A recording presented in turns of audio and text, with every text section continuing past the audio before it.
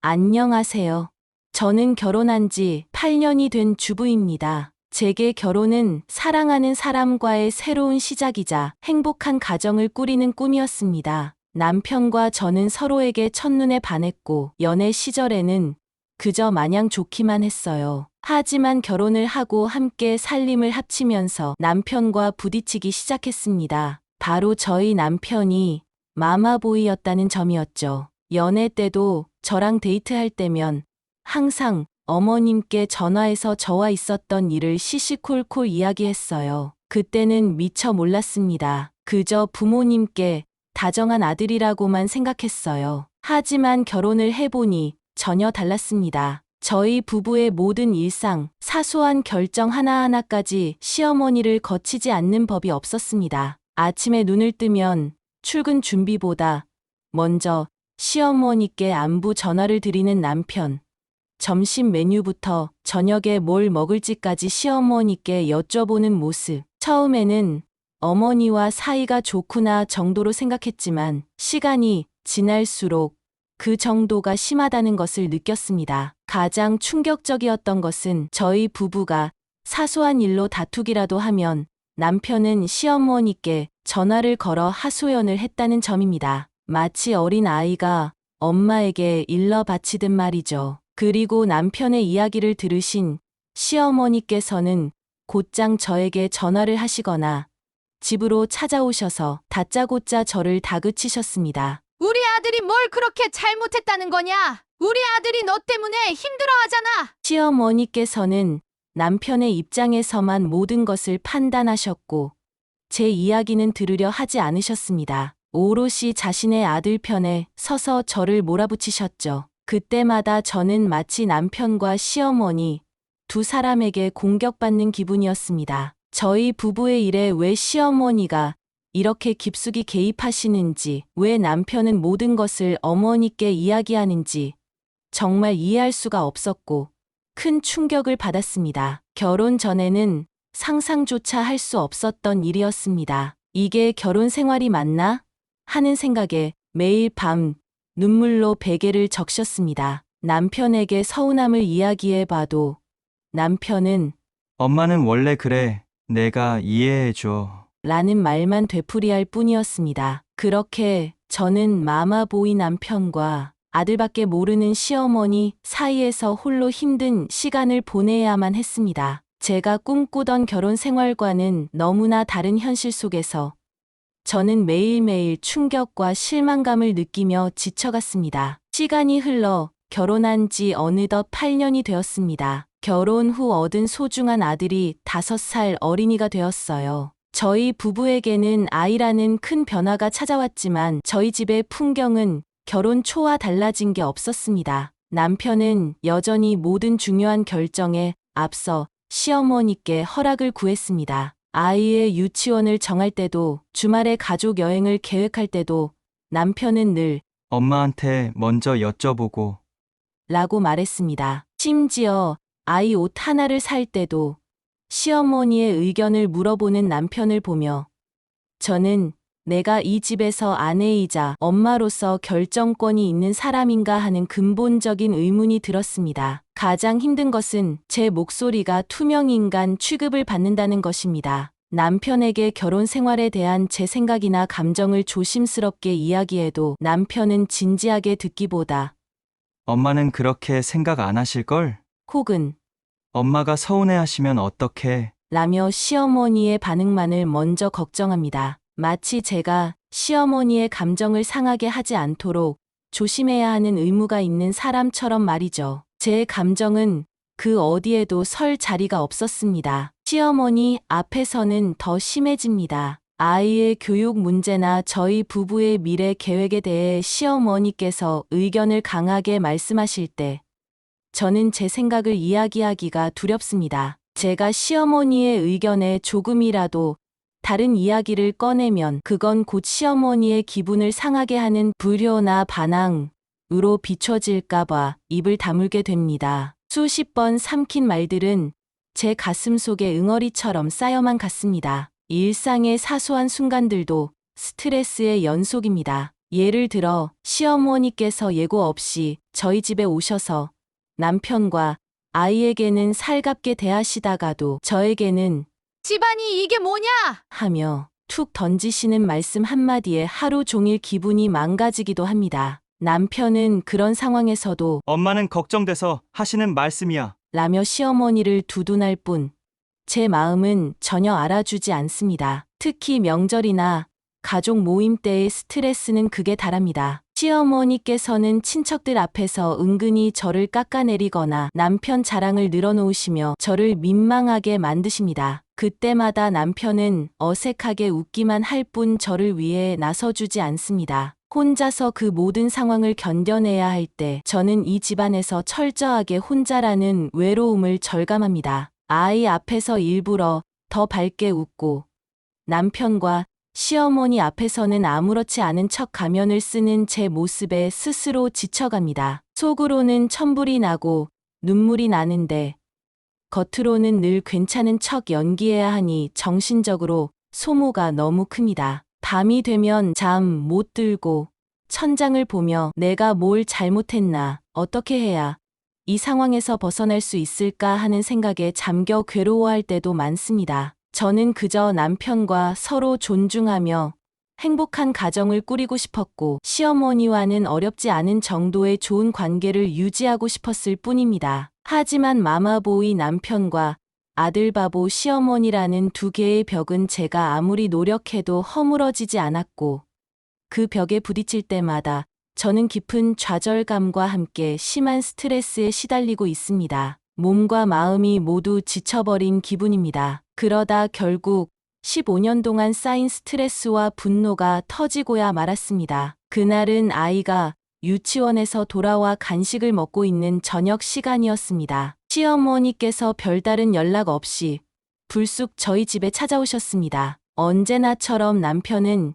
시어머니를 반갑게 맞았고 아이는 할머니에게 달려가 안겼습니다. 시어머니께서는 아이에게 이것저것 물으시다가 아이가 먹고 있던 과일을 보셨습니다. 제가 아이 건강을 생각해 과일을 챙겨주고 있었는데 그걸 보시더니 갑자기 저를 쳐다보며 말씀하셨습니다. 애미야, 얘한테만 이런 거 먹이지 말고 우리 아들 좋아하는 것 좀 사다 먹여라. 우리 아들이 어릴 때 그걸 그렇게 좋아했어. 순간 귀를 의심했습니다. 5살 손주 앞에서 우리 아들이 좋아하는 간식을 챙기라는 말씀이라니요. 그것도 아이에게 정성껏 챙겨준 과일을 보면서요. 제 마음속 깊은 곳에서 무언가 쿵 떨어지는 기분이 들었습니다. 제가 아무 대꾸 없이 표정만 굳어있자 시어머니는 제 옆에 앉아있던 남편에게 몸을 돌리셨습니다. 아들, 너도 그거 먹고 싶지? 엄마가 내일 사다 줄까? 애미는 지 아들만 신경 쓰고 우리 아들은 신경도 안 쓰네. 시어머니의 그 말씀에 제 심장이 쿵쾅거렸습니다. 8년 동안 수없이 들어왔던 우리 아들 타령, 제 존재를 지우고 남편을 중심에 두는 시어머니의 말씀이 아이 앞에서 대놓고 나오는 순간이었습니다. 아이는 영문도 모르고 엄마와 할머니, 아빠의 얼굴을 번갈아 보고 있었습니다. 저는 애써 감정을 억누르며 남편을 보았습니다. 그래도 아빠인데 이번에만이라도 내 편을 들어주겠지? 아이 앞에서 엄마가 무시당하는 모습을 보이지 않게 해주겠지? 간절한 눈빛으로 남편을 바라보았습니다. 하지만 남편은 그저 멋쩍게 웃으며 시어머니께 말했습니다. 그래주면 나야 좋지. 이 사람이 애 건강에 안 좋다고 안 사주더라고. 그 말을 듣는 순간 제 눈앞이 하얘졌습니다. 기대했던 마지막 희망마저 산산조각나는 소리가 들리는 듯했습니다. 8년 동안 변하지 않은 남편의 모습, 그리고 그 모습을 아이 앞에서까지 확인시켜주는 시어머니의 태도, 더 이상 버틸 수가 없었습니다. 제 존재 자체가 부정당하고 아이 앞에서까지 존중받지 못하는 이 상황을 더 이상 견딜 수 없었습니다. 그리고 남편에게서는 아빠로서, 가장으로서의 책임감도 전혀 찾아볼 수 없었습니다. 온몸이 떨리고 목소리가 갈라졌지만 저는 똑바로 시어머니와 남편을 쳐다보며 말했습니다. 어머님, 저는 이 집에서 어머님 아들 좋아하는 거나 챙겨주는 사람이 아니에요. 저는 제 아들의 엄마고 이 사람의 아내예요. 제 이름도 있고 제 생각이 있는 사람이라고요. 평소와 다른 제 단호한 모습에 시어머니도 남편도 당황한 표정이었습니다. 저는 시어머니를 향해 말을 이었습니다. 그리고 어머니, 제 아들 앞에서 그렇게 말씀하시면 안 돼요. 아이는 제가 키워요. 어머니 아들이 좋아하는 간식으로 제 아들 건강 망치고 싶지 않아요. 제 말이 끝나자 시어머니의 얼굴이 일그러졌습니다. 뭐라고? 너 지금 나한테 말대꾸 하는 거야? 남편은 그제야 상황의 심각성을 느꼈는지 제 팔을 잡으며 여보, 진정해. 엄마한테 왜 그래? 라고 소리쳤습니다. 더 이상 말할 힘도 없었습니다. 그저 눈물만 쏟아졌습니다. 식탁에 있던 아이가 제 울음소리에 겁을 먹고 울기 시작했습니다. 아이의 우는 모습을 보자 정신이 번쩍 들었습니다. 그래. 내 아들에게 이런 모습을 보여줄 수는 없어. 이런 집에서 아이를 키울 수는 없어. 황급히 아이를 안아 올렸습니다. 아이를 꼭 안고 방으로 들어가 아이 겉옷을 들고 나와 신발을 신겼습니다. 저도 외투를 걸치고 지갑과 휴대폰만 챙겼습니다. 더 이상 망설일 시간이 없었습니다. 시어머니와 남편의 목소리가 들려왔지만 저는 무시하고 문을 열고 나섰습니다. 아들을 안은 제 팔은 떨리고 있었지만 발걸음은 멈추지 않았습니다. 그리고 저는 친정집으로 향했습니다. 아이와 함께 친정집에 도착한 저는 그제야 긴장이 풀려 온몸에 힘이 쭉 빠지는 것을 느꼈습니다. 친정엄마는 갑자기 찾아온 저희 모자를 보고 놀라셨지만 이내 저를 꼭 안아주셨습니다. 엄마 품 속에서 한참을 울었습니다. 제 이야기를 다 들으신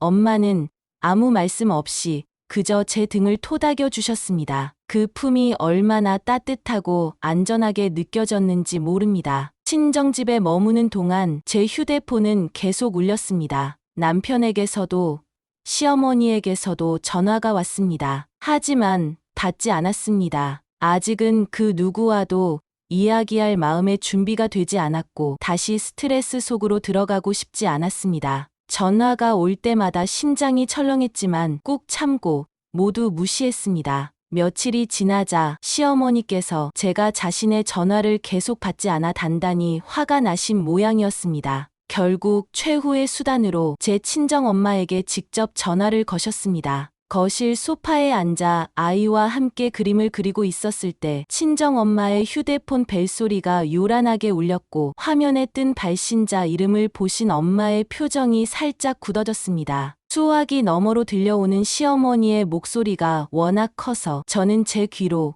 그 모든 대화를 생생하게 들을 수 있었습니다. 아니, 사돈, 이게 대체 어떻게 된 일입니까? 시어머니의 화난 목소리가 들려왔습니다. 저희 엄마는 어머, 사돈, 무슨 일이신데요? 라며 차분하게 말씀하셨어요. 무슨 일이냐고요? 지금 당신 딸이 우리 아들 잡으려고 작정을 했나 봐요. 애를 데리고 밤중에 집을 나가서 연락도 안 받고 이게 말이나 되는 일이에요?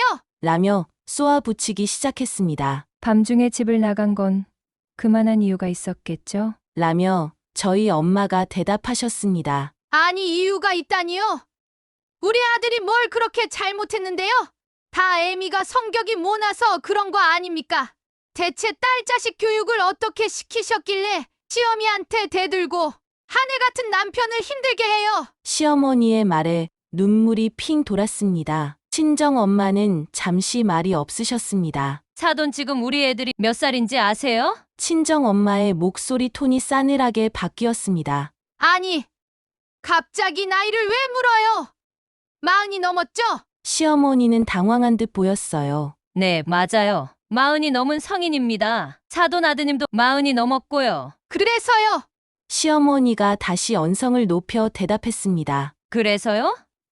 40 넘은 아들, 딸 부부싸움에 엄마가 왜 끼어드냐는 말입니다. 친정엄마의 말씀에 시어머니는 순간 말을 잃으셨고 수화기 넘어 정적이 흘렀습니다. 사돈, 부부 사이에 문제가 생겼으면 둘이 풀게 둬야죠. 아들만 감싸고 며느리 탓하는 게 할 짓입니까? 애들이 어린애도 아니고 40 넘은 성인이에요. 이제 자기 인생 자기들이 책임질 나이라고요. 친정 엄마의 말이 끝나기 무섭게 시어머니는 쏘아붙이기 시작했습니다. 지금 뭐라고 하셨어요? 사돈. 말이 지나치시네. 시어머니 내가 그 정도도 못해요. 말이 지나친 건 사돈이겠죠. 당신 아들이 귀하면 남의 집 딸도 귀한 줄 알아야죠. 15년 동안 내 딸이 어떻게 살았는지 제가 모를 줄 아세요? 그동안 얼마나 속 썩고 힘들었는지 생각하면 피눈물이 납니다. 저희 엄마도 지지 않고 이야기했습니다. 아니, 우리 아들이 뭘 어쨌다고 그래.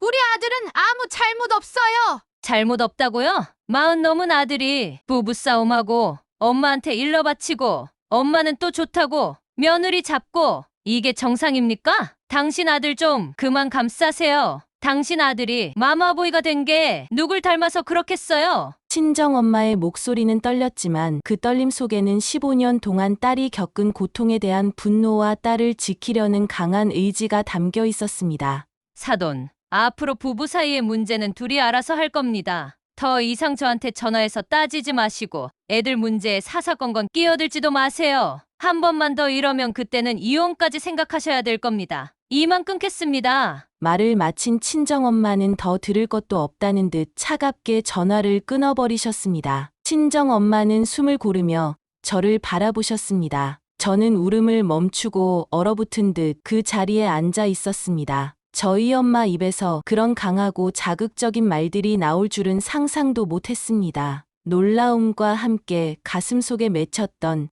체증이 쑥 내려가는 듯한 시원함을 느꼈습니다. 우리 엄마는 내 편이구나. 나를 이렇게 지켜주시는구나. 친정엄마는 제게 다가와 제 손을 잡아주셨습니다. 괜찮다. 잘했어. 이제 내가 어떻게 하고 싶은지 차분히 생각해보자. 엄마의 따뜻한 위로에 저는 다시 눈물을 쏟아냈지만 이번에는 서러움이 아닌 안도와 감사함의 눈물이었습니다. 그날 밤 잠든 아이의 얼굴을 보며 많은 생각을 했습니다. 이 아이에게 불행하고 지친 엄마의 모습을 보여주고 싶지 않았습니다. 저 자신을 소중히 여기고 당당하게 제 삶을 살아가는 엄마의 모습을 보여주고 싶었습니다. 앞으로 어떻게 해야 할까요? 8년의 결혼 생활을 여기서 끝내야 할까요? 아니면 아이를 위해 다시 한번 노력해야 할까요? 어떤 결정을 내리든 쉽지 않을 것입니다. 하지만 한 가지 분명한 것은 더 이상 예전처럼 살 수는 없다는 것입니다. 친정엄마의 따뜻한 품 안에서 저는 이제 제 삶의 방향을 다시 설정하려 합니다. 비록 앞날이 막막하고 두렵지만 저는 이 시간을 통해 더 단단해질 거라 믿습니다. 저와 아이의 행복을 가장 먼저 생각하며 새로운 시작을 향해 나아가려 합니다. 지금까지 제 이야기를 들어주셔서 감사합니다.